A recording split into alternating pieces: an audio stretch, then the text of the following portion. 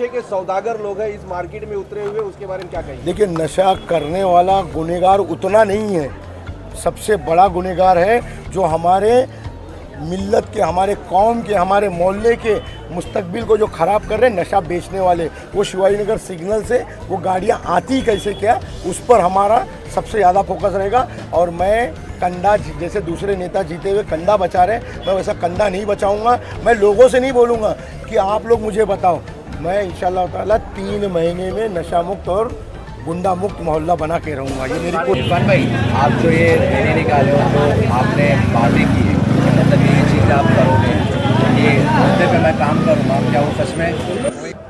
देखिए, मैंने कहा है, अगर आपको बहुत सारे मेरे काम हैं, सिर्फ लोग बोलते हैं मैं जीतने के बाद ये करूँगा, मैं जीतने से पहले बोल रहा हूँ। मैं जीतने से पहले अभी तक के अल्हम्दुलिल्लाह लोगों के 2100 राशन कार्ड बनाया, वाटर कनेक्शन बीएमसी रेट में 7500 में पेपर और मीटर के साथ में 800 वाटर कनेक्शन करके दिया हूँ। और इसके साथ साथ अब जीतने के बाद तुरंत हम एक नुक्कड़ क्लिनिक खोलेंगे जिसमें MBBS डॉक्टर बैठेगा, 11 रुपये, सिर्फ 11 रुपये में दवाइयों के साथ चेकअप करेगा। उसके साथ साथ घर बैठे BMC के रेट में हर झोपड़े का, हर घर का फ़ोटो पास दिलाएंगे हम लोग। उसके साथ साथ 20 बेड का डिलीवरी हॉस्पिटल मैं 6 महीने में रेडी करवा के दूँगा। कैसा रिस्पॉन्स मिल रहा है इरफान भाई, आप जो यात्रा कर रहे हैं, आपके कैसा रिस्पॉन्स मिल रहा है लोगों से? अल्हम्दुलिल्लाह पहली मर्तबा लोगों को ये पता चल गया है कि हमारे झोपड़पट्टी का लड़का आया हुआ है, इसलिए हम लोग वोट नहीं मांग रहे, हम जवाबदारी लेने आए हैं लोगों के बीच में। और लोग भी अल्हम्दुलिल्लाह बढ़ चढ़ कर हिस्सा ले रहे हैं जवाबदारी देने के लिए।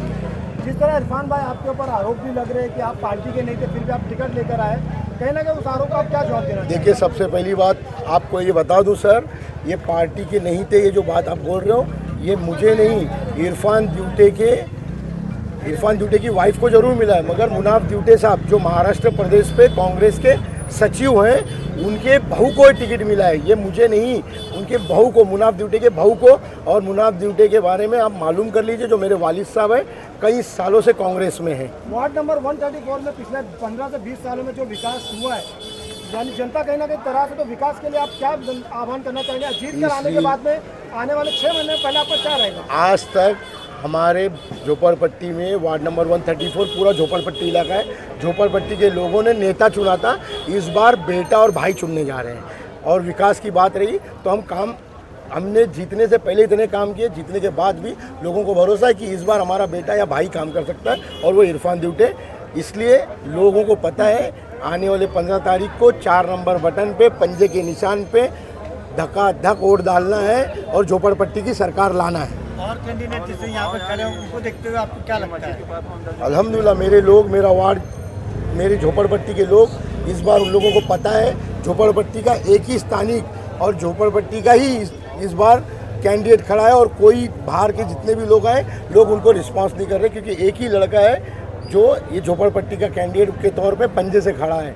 जिस तरह मुसलमान हिंदू करके राजनीति की जा रही, खास करके हमारे गोंडी क्षेत्र में MIM की पार्टी जिस तरह स्तरीय रोड पर अलायंस हो गई है, उसके संदर्भ में आप क्या कहना चाहेंगे? अरे, आपको अभी पता ही चल गया होगा कि MIM ने अकोला में, अकोट करके एक तहसील है, उस तहसील में बीजेपी को एक सीट कम पड़ रही थी तो समर्थन दे दिया। सोचो, बीजेपी के साथ भी जाके खड़े हो रहे हैं और कौम और मिल्लत की बात करते हैं। जनता के साथ में धोखा फरेब नहीं है ये? धोखा फरेब क्या, अभी दिख ही रहा है, हर एक किसी को पता चला है। इसलिए कोई धर्म की बात नहीं, इस बार विकास की बात होगी। मेरा एक नारा है, कौम नहीं, कौम वालों का काम करने वाला इंसान चाहिए। और अल्हम्दुलिल्लाह वो झोपड़पट्टी का लड़का इरफान ड्यूटे रहेगा। हमारी निशानी पंजा है और ये पंजे पे रहेगा। जनता को क्या आह्वान करना चाहेंगे? आह्वान यही बोलूँगा, झोपड़पट्टी की सरकार बनाना है और झोपड़पट्टी के बेटे को इस बार जवाबदारी देने के लिए भरपूर घर से निकले और दिन रात, अभी जो भी हमारे 5-6 दिन बचे, हर किसी को बताइए, हमारे झोपड़पट्टी के हर घर के फोटो पास के लिए और आने वाले हमारे मुस्तकबिल के लिए, जो बच्चों को आज तक आपने सुना होगा पानी का मोर्चा, नशे के खिलाफ मोर्चा, कभी आज तक ये मोर्चा नहीं निकला कि 10वीं की BMC की स्कूल 10वीं तक इंग्लिश मीडियम होना चाहिए बोलकर।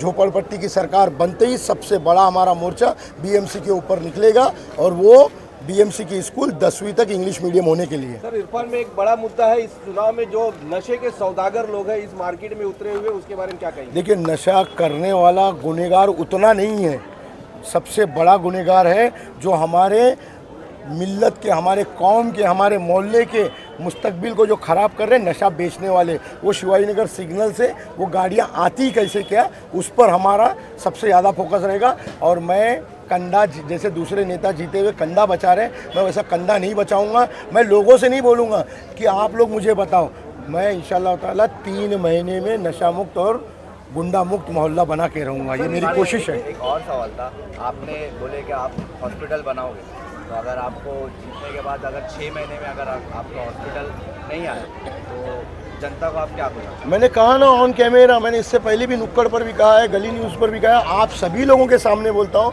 साल भर में मेरा अगर हॉस्पिटल नहीं दिखा आप लोग को, 1 साल में मेरा रिज़ाइन ले लेना। बहुत बहुत धन्यवाद इरफान जी।